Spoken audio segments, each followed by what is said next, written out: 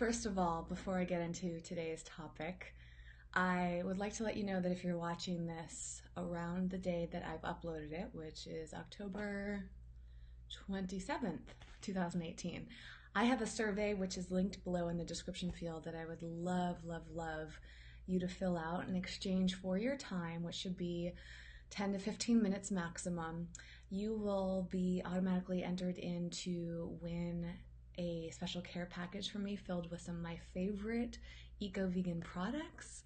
And you will also have a chance to win an annual membership to Eco Vegan Pal, which is my online membership community where you can connect with me and other like-minded people from all around the world and have basically a virtual support group of people that have similar beliefs as you and want to talk about the same topics, and a place where you can do it off of social media. And it's a really, really special thing that I'm doing. I'm always looking to bring it to new levels, and I would love to have you part of that. So the survey is a really great way for you to enter to win those things, but it's also, its main purpose is to give me some feedback and tell me more about yourself.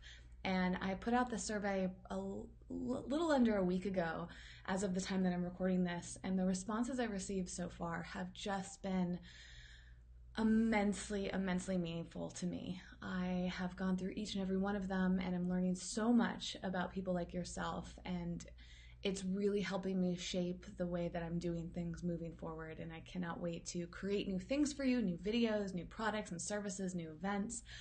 I'm just really trying to soak it all in right now. So thank you if you submitted it. Thank you if you are going to submit. And if it's not for you, you can always give me your feedback through email or comments or private messages, whatever works for you. I really do create for you first and foremost. I share my life to, I guess, appease curiosity for some people, but really the main purpose is that I think that we can all learn from each other. And this video especially has taught me so much about myself. I hope it gives you some insight into your own life and gives you an opportunity to reflect on what's going on. And I feel like there was one other thing that I wanted to mention before I got into this topic. What was that? I'm not sure, but maybe it'll come to me later. So I am currently in a hotel room in Palm Springs. This is my third official visit here. I haven't been here in a couple years, but it's a really wonderful place. If you've never been here, if you've thought about coming here, I highly recommend it. It's incredibly warm here, which is interesting because it just feels so different from Los Angeles, even though it's only 2 hours away, and there's just palm trees and big mountains in the distance. It's just really special, and I kind of forgot about what it was like to be here since it's been a couple years, and I'm really grateful. I'm also staying in this great hotel, the Renaissance Hotel, and it is just a really, really nice hotel, so I highly recommend that. I'm here for a event called Wellspring, which is part of the Wanderlust Festival circuit, and it is my first time going to Wanderlust. It's been really wonderful. This is the day 2 we're just completing as of the time that I'm recording this, and a really interesting thing happened that had me reflecting on so much, which is what I want to share with you today. So there's so much like that leads up to moments like this, but I'll just describe the moment. I'll paint the picture and then share with you some reflections, some aha moments I had from it. At this event, similar to a lot of festivals and conferences, there are speakers, and the headliner, the person that they've been using for their marketing, and somebody that I guess a lot of people are excited about is Russell Brand. And he is somebody that is an actor if you've never heard of him before. I think he also has a musician background. I don't actually know that much about him. I have seen him in movies. Like, I think his breakout role was Forgetting Sarah Marshall, which is a really great movie. It's a comedy if you haven't seen it. And then there was a spin-off starring Russell. And then I don't know what he did beyond that. But what I do know is that he is passionate about wellness. He has a great podcast. He is, from my view, again, I don't really know enough about him to like fully accurately depict him, but he just comes across as a man that wants to help make a big difference in the world, and not just as an actor entertaining the public, but as somebody that wants to use what fame he has to make a difference. And it's very, very evident the impact that he's having based on how people have been responding to him at this conference. So again, the leading up to it, he was like the face that they were using to promote. So clearly the event saw his fame as an avenue for attracting people to this. And there are a lot of really amazing people here at this event. Marianne Williamson, who's someone I have been an admirer of for a few years now, and Mark Hyman, who's a wonderful doctor, and who else has been here? Glennon Doyle, who I don't even know that much about, but I follow her on Instagram, and I'm going to see her speak tomorrow. There's just some really wonderful people, but what's interesting is that each of the different venues here at the conference has a capacity, right, to go into these rooms. And so you can sign up in advance. They have like this digital sign up form, and you can like register in advance for each of the different sessions. So there's talks and workshops, yoga, meditation, that sort of thing. It's literally 200 plus sessions going on. And so I've been going to several every day, and oftentimes they'll say that they're full, but if you wait, you can get in last minute and they make room for you and all of that. And what's fascinating is earlier today, Russell Brand actually interviewed Marianne Williamson for his podcast, and I tried to get into that, but I was like 5 people too far behind in the line, so they cut it off like 5 people before me. I didn't get to go in, but the good news is we can all listen to his podcast at any point. I was just interested in watching the podcast happen live, like behind the scenes view. And I also knew that I'd have the opportunity to see both Marianne and Russell speak later today. So I plan to go see Marianne Williamson talk. She was one of the I don't know if you would use the term keynote, but one of the main speakers here today in this huge, like the main room, the main stage.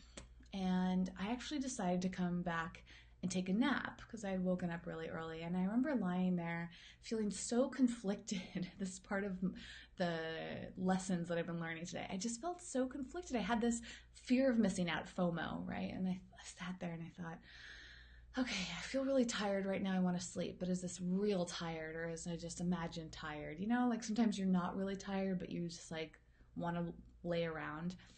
And I just felt so much confliction over this. And it's so silly how these things can cause us stress, right? And so I opted to just stay in bed, and I said, you know what, I've seen Marianne talk before, and I feel like I can get the gist of her talk through reading her new book and other places, right? So I decided to focus on my own self-care, and that felt good to me. And I also got to be around Marianne a little later on because she was signing books at the exact same table as my friend Jason Robel. So she acknowledged me. She's actually following me on Instagram. This is like a little happy moment for me, is that she's following 68 people on Instagram, and I'm one of them. I have no idea why or when she started following me. I forget how I noticed, but I feel just so honored for that. But you know, when I met her for the first time in person today, she didn't know who I was. So I'm like, I don't know how she's following me on Instagram, but that's wonderful. Anyway, so after her talk, Russell Brand was scheduled to speak, and I happened to walk over to the area where the line is to get into the venue, the room that he was talking in. And I could not believe how big the line was. I haven't been paying super close attention to the lines here, but I've observed a few before these big talks, and the line is usually maybe 50 people maximum, right? Not very daunting. They're always outside, and so standing out in the hot Palm Spring weather, I'm like, not something I really want to do. So I saw the line for Russell, and it was like hundreds and hundreds. I'm not very good at estimating, but I would say minimum 500 people in this line. So this really long line that curved around the entrance to this talk is like next to this field, and the line went across the entire field as far as the eye could see, really. And I look at that line, I thought, oh, I don't want to stand in that line. So I went to Jason and said, maybe we can get in through someone you know here, because he's been speaking at the event and he has this presenter badge. And he's like, oh, I'm sure we can make that happen. So we go to the front of the line to see if like he has like some VIP privilege to get in. And the people working the door were really like strict about it. And they said, you know, give us a moment, we're going to figure this out. But they didn't. It's kind of hard to describe what happened. It was very odd, and it just happened, right? So I'm recounting something that happened like half an hour ago. But we end up standing to the side of this line. So again, this huge line with 500 people wrapping around this field. And then there's me and Jason, plus like probably another 100 people standing in the field outside of the line, because it was a little unclear where you were supposed to stand if you hadn't registered. We found out that the 500 people to get in were like registered for it. And then what we assessed was that anybody standing in the field outside of the line were on the wait list or just waiting to see if they could get in. So I'm standing there with Jason, and he talks to one woman, and she says she's going to try to get us in there, and then she disappears, and we end up just staying there. And I found this intense emotion coming up in my body. I felt really aggravated and activated, triggered. I just felt super uncomfortable, and I felt like it was a lot of negative energy just churning through my body. And I was standing there trying to understand why I was feeling that way, and wondering how I could resolve it. Part of it was that it felt frustrating that we had been Jason and I had been under the impression that we could get into events easily because he was a presenter. Like, one of the perks of him being a presenter here and working so hard at this festival was that maybe he would get like a VIP privilege, right? But Jason told me that he felt uncomfortable trying to push for that because he didn't want to come across as privileged. And I had this moment where I thought, well, he deserves to get in. Like, he's worked so hard, and you know, he's speaking here, like, you know, he is privileged, he's a VIP. And once he said to me that he felt uncomfortable trying to, basically he felt uncomfortable with that privilege when there were hundreds of people waiting, I had an opportunity to step back and say, you know what, he's right. And this is something within myself. I love getting the VIP experience, and it's really interesting to observe it. And this is such an honest thing to share. It's a very vulnerable thing to share for me, but I feel like I yearn for that VIP experience. You know, it feels good to be treated special. It feels good to feel like you're unique. It feels validating, and it can make us feel very important. And I think a lot of us enjoy that, right? And you can get the VIP experience by knowing the right people, by doing the right things, by working really hard, or by paying for it. I mean, there's so many ways that any of us, right? First class is VIP experience, and you pay a premium in order to get that. And so that's kind of how like we justify the fairness of things, right? And if you know the right people, it's like, well, it's just kind of luck of the draw. Like, you just happen to know the right people, and that they let you in, right? If you, it somehow comes as a perk of your work, whether you're a celebrity or you are a presenter of something. And that's one of the perks of presenting and working hard, is that you are let in early, or you're let in separately. You get to go through a different door, all of that. And, you know, over the past 10 years that I've had my career, I've experienced that. I've had that VIP experience a lot, you know. That's one of the quote unquote perks of being an influencer, is that you'll often get special treatment. And part of it is, it's basically like an exchange.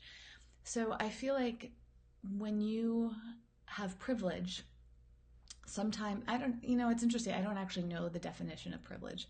So some people see privilege as like, oh, your skin tone gives you privilege, or your family name gives you privilege. And there's types of privilege that some people feel very uncomfortable with, and it triggers, it evokes negative emotions, right? So there's things like white privilege, there's male privilege, there's on and on and on, and all of these cases where we think that somebody is getting to do something or getting access to something simply because again, the color of their skin or their gender or their age or their connections, and on and on and on.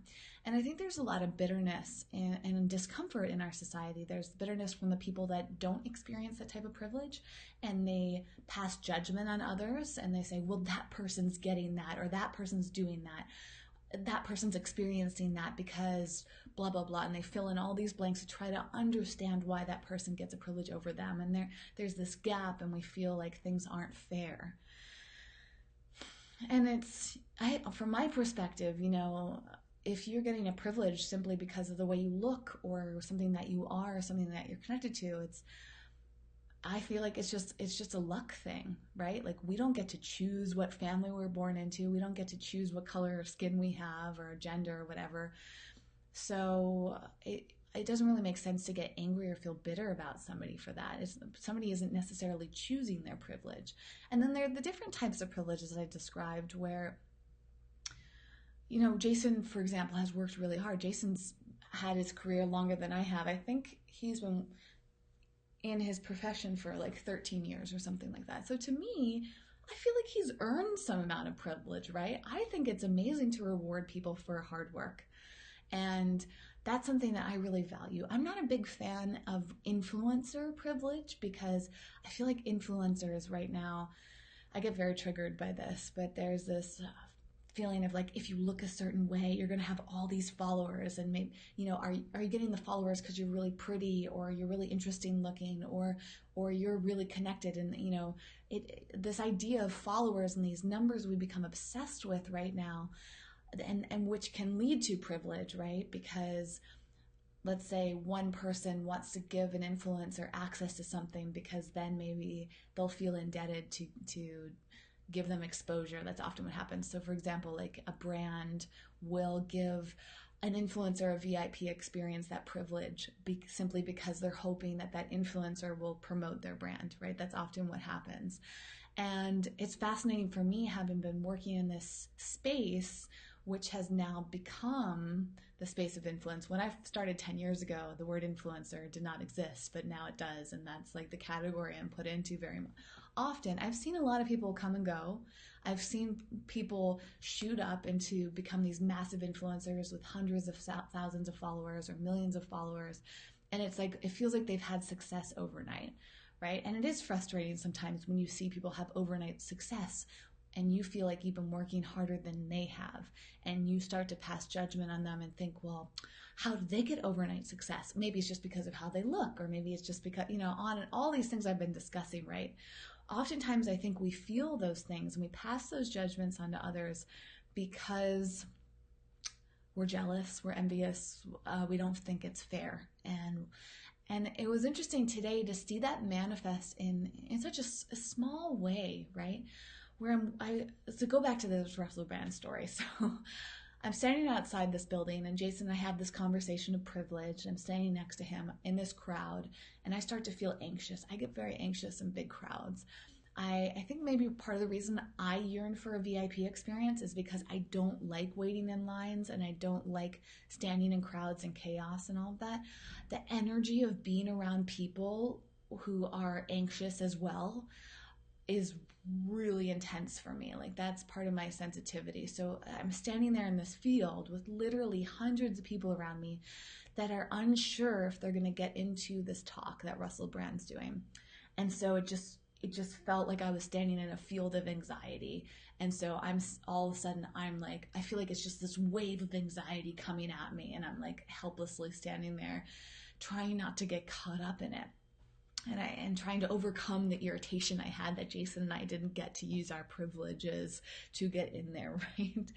And it also just felt disorganized, and I feel a discomfort when things are unorganized. That to me triggers a feeling of not feeling safe. So I'm standing there feeling a little bit anxious, feeling irritated, feeling unsafe, all of these negative emotions, maybe even more beyond those feelings. And I'm just thinking, I don't want to be here. Why am I here? and I'm witnessing all sorts of things. So as I'm trying to process my own emotions, I'm also witnessing the behavior of a lot of people and trying to understand what are their emotions in the moment. And it was so nuts because they start letting in these people from the line. Again, there's like 500 people, so they're slowly letting in the 500 people. And then meanwhile, next to so there's an entrance. I need a visual here. What could I use? I wasn't prepared. Let's just say these are the doors, right, to get in. So where I am, just imagine I'm Russell Brand, right? And out here is the line. So there's a line coming this way of people into the doors. I'm standing right here in front of it. So the field is, you are the field right now, right? And so the line's coming around, curving around the field, and the people are slowly getting into the event. And then there or at least 100 people where I'm standing in this field, just like not even in a line. We're just like standing there, spread out in this field, chaotic. And then, so the door, if this is the door right here, and these are like the doors, they're open up, and there's people letting them in, kind of trying to control the crowd. There started to be people coming in from this angle, the opposite side of where the line is, and they were trying to push their way into the entrance, or for lack of a better word, kind of weasel their way in, similar to how Jason and I were. Jason and I were not purposefully trying to weasel our way in. We were just trying to see if we had the privilege to get in. So other people were trying to maybe use their privilege or trying to sneak in and cut the line, right? And I think that's also a really interesting human thing that we do. Is some people are very accepting and they say, oh, there's a line, that's where I'm supposed to go, I'm gonna go wait in the line.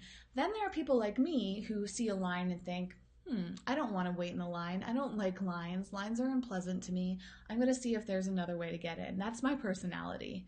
And again, it's vulnerable to share that because I feel like a little sense of shame, right? There's a feeling of me of thinking, well, that's not fair, right? So I guess it's like a selfish thing, right? Because I'm choosing, instead of like putting myself with a group of other people and making everything equal, I'm putting myself over everybody else and trying to get in before them because I don't find the experience of being with everybody else comfortable, right? But I also feel like it's interesting because oftentimes the line is kind of like what's the word? Imaginary. The line is there to control people. The line is there to reduce chaos. But just because there's a line, that doesn't mean that you can't get in before anybody else. Sometimes you just have to ask politely. Sometimes you just have to walk in as if you're supposed to be there. That's often what I will do. Or sometimes you just have to know the right people, sweet talk the people at the door, explain your situation, whatever it may be. So I'm standing there now having accepted the fact that I'm not going to get in there in that way, or at least I'm just pondering the situation, and I'm watching other people do something similar to what I was doing, and they were trying to, again, weasel their way in the door without standing in the line. And it was so fascinating. It was fascinating because the people that were working the door to get into this event didn't really have instruction, so they were all kind of like making up how to behave, and they were just like 6 to 10 people standing by the door, like not really doing anything. Employees of the event, they're just standing there and trying to figure out what to do. And so every once in a while, someone would come up and try to just like walk in front of the line. And one of these employees would be like, hey, what are you doing? The line's over there. And then sometimes people would go, oh, okay, I didn't understand. And they would go get in line. Some people would go, I think I'm going to stand in the field instead. So they came over to where I was standing, right? That odd like space that I was in for no apparent reason. And then there were a few people that insisted their way in. So much so that there was one guy who made this huge scene. He was like 50, 60 years old. I didn't see what happened, but I gathered that he was trying to go in with somebody else, and the person that he was trying to go in with may have had some privilege, so got through the door first. But the guy that was with her didn't seem to have the same privilege, and so the employees wouldn't let him go in, and he was livid. He wanted to just like do whatever it took. He was arguing. He was literally trying to push himself through this barrier of employees, right? And the employees were like, it was just evoking emotions within them. And there was no like security there. They weren't technically bouncers or anything. They're just employees who were there to manage the crowd. And yet suddenly the employees started to take on this energy of like a law officer, like police or security, or again like a bouncer or something like that. And you would see that their whole energy, their bodies just shift and take this stance of, no, you're not getting in. That's against our rules. You have to go wait in the line with everybody else. And I could see how it was getting triggered. You know, the employee here was like trying to keep a rule and state a boundary. And this guy who was trying to weasel his way in was clearly being triggered and feeling like he didn't understand why they wouldn't let him in. And there was just this battle of their egos happening there. And it was something that I see happen, and it's really interesting human behavior to me. How we can trigger, basically what I just said, trigger each other's egos, and it just becomes a matter of who has the upper hand, I guess. So because they're employees, and because there were there's several employees versus one guy, the employees ended up escorting him to the end of the line, right? And this poor guy just kind of embarrassed himself in front of this huge crowd of people, which I'm sure did not make his ego feel good. And maybe that was part of the reason he wanted to get through. But I think what also happened is he didn't understand why they were being so strict. Why couldn't they just let him through, right? And so from one end, it was like, yeah, they probably just should have let him through. Like, it's not worth the tension and the energy that it caused, because I could tell from other people standing around me, everyone was like, whoa, what is going on here? But it was also this feeling of like, if they let one person do that, then there might be a lot of other people that they let do that. And so it did come down to that fairness thing. And it was just such a fascinating thing to observe.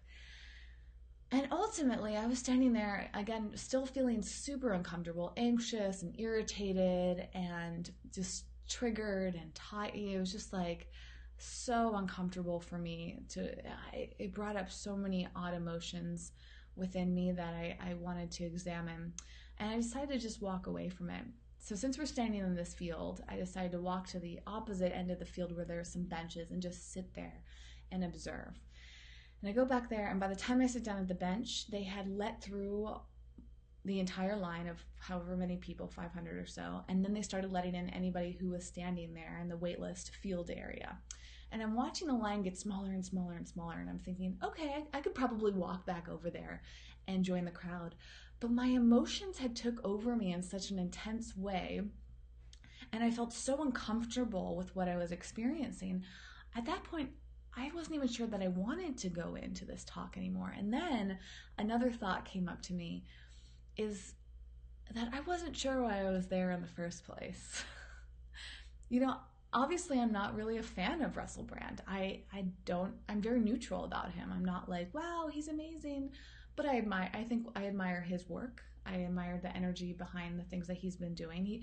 His talk was about addiction. And now that I'm saying that, I remember, I think that he has done a lot of content around addiction, which I think is a very important topic. And, you know, I find him humorous. I've liked him movies and stuff like that. So I was just really going in there for curiosity.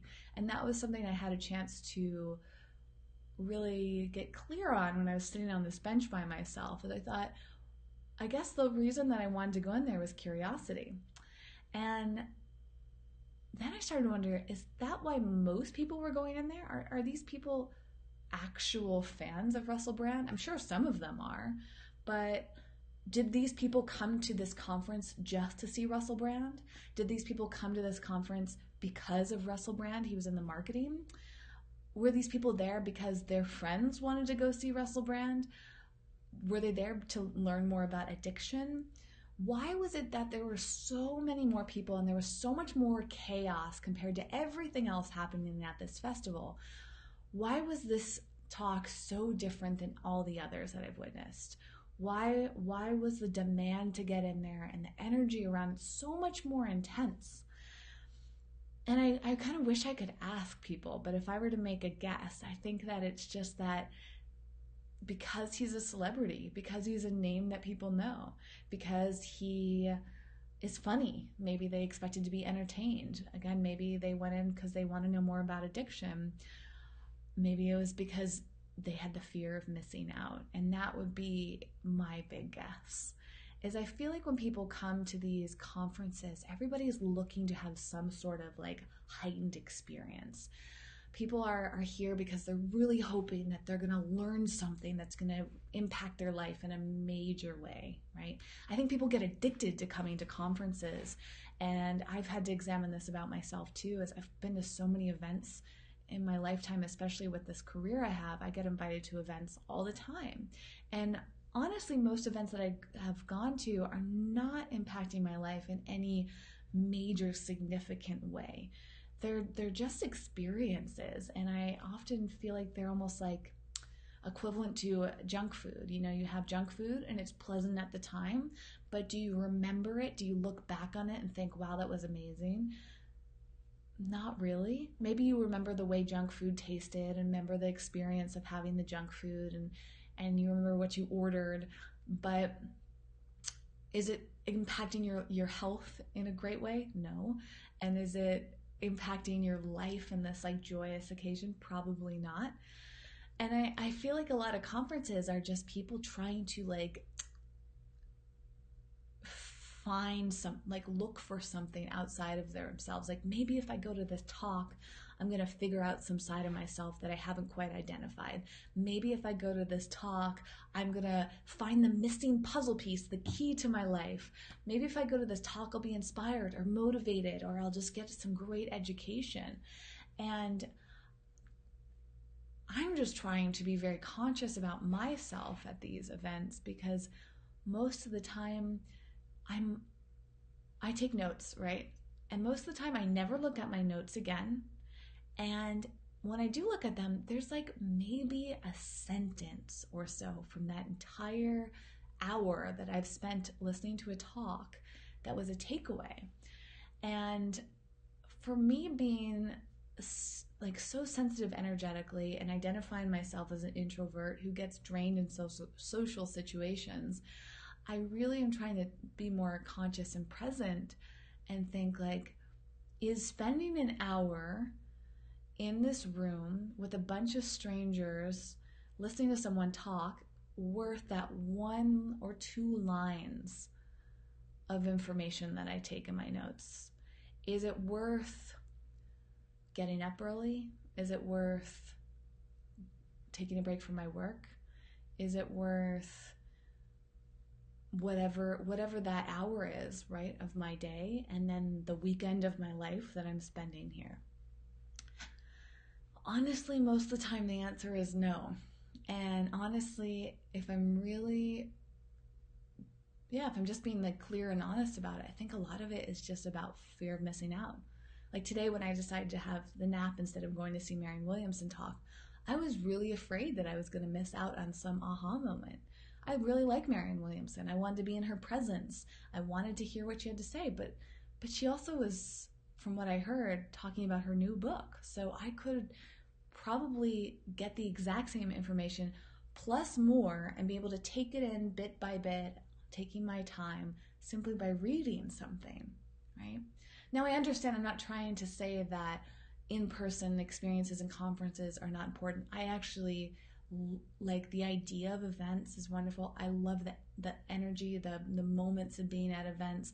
It's very magical, and that in-person experience is incredibly different than reading a book. Hearing somebody's voice, seeing their face, experiencing them in person is very, very different and very valuable.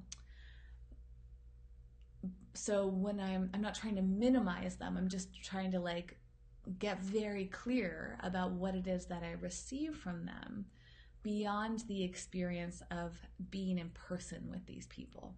And I think that that's part of it too, is that in addition to there being FOMO, like, oh, I'm going to go see Russell Brand because I don't want to miss out just in case it's really funny or it's really juicy and really helpful, I think there's also this energy of like, I want to go see him so I can take a picture and post it on social media. I want to go see Russell Brand talk so I can tell my friends that I saw Russell Brand talk. I want to go to Russell Brand's talk so I can see him in person, so I can see a celebrity. And we become so obsessed and we bask in this like celebrity atmosphere and all of that. And I guess at the end of the day, the things that I'm reflecting on in this video and just after this experience is that it didn't feel worth all the chaos. Like, I suppose if I had just gotten there and Jason and I could have used our privilege and gone in there and it was like an easy breezy experience, I probably would have sat there and enjoyed it. I think if we had gotten there and the line had been very short or fast and organized and we just simply gotten in with everybody else, then I probably would have stayed. That was my intention to go, and I probably would have enjoyed it because, again, FOMO and being around celebrities and seeing people in person and just having the experience and laughter and all that stuff. I'm sure that there would have been enjoyable elements of it.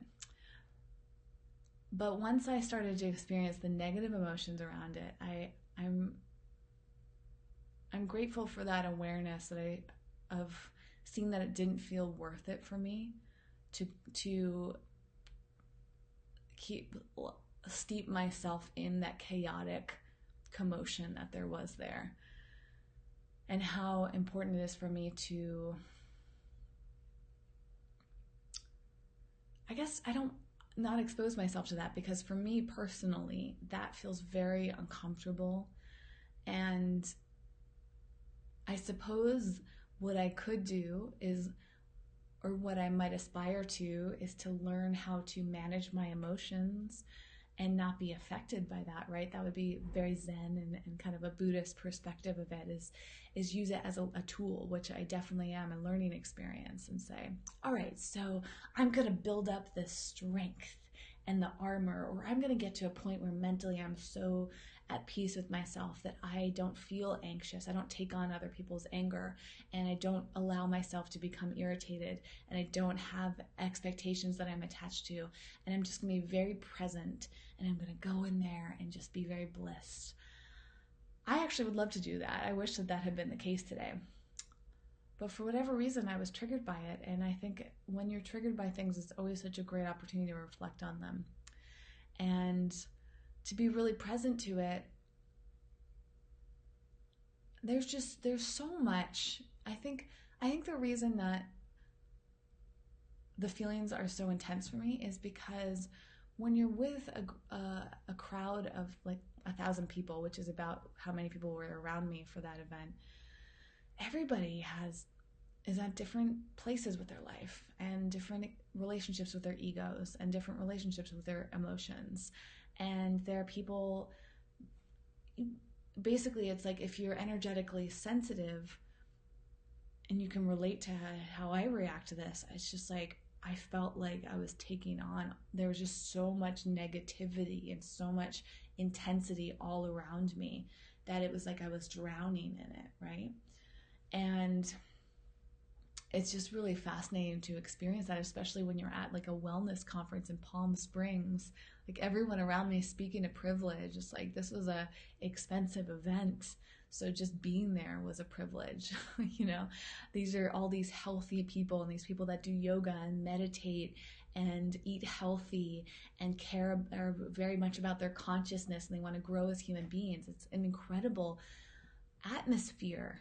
And yet, despite all of that self-awareness, you can feel how that chaos and that ego and like all of the things that come up and get triggered within people in those experiences.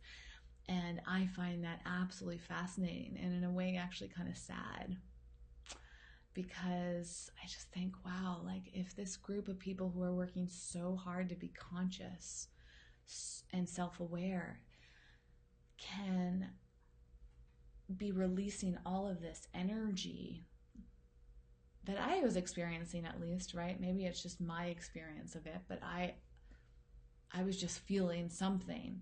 And so if I'm feeling that type of energy from that type of crowd, I just think like, wow, there's so much healing that has to go on in this world. And I think that's why people go to these conferences, is because they want to heal themselves and they want to heal other people. And we have a long way to go as human beings. And I think that this is where a lot of conflict comes from, is because I think we really struggle to coexist. We really struggle to avoid chaos. Chaos just happens so easily. And everybody has different agendas and different emotions and different places that they're in. And sometimes they're just in conflict with one another. Sometimes the things that we really, really want are in conflict.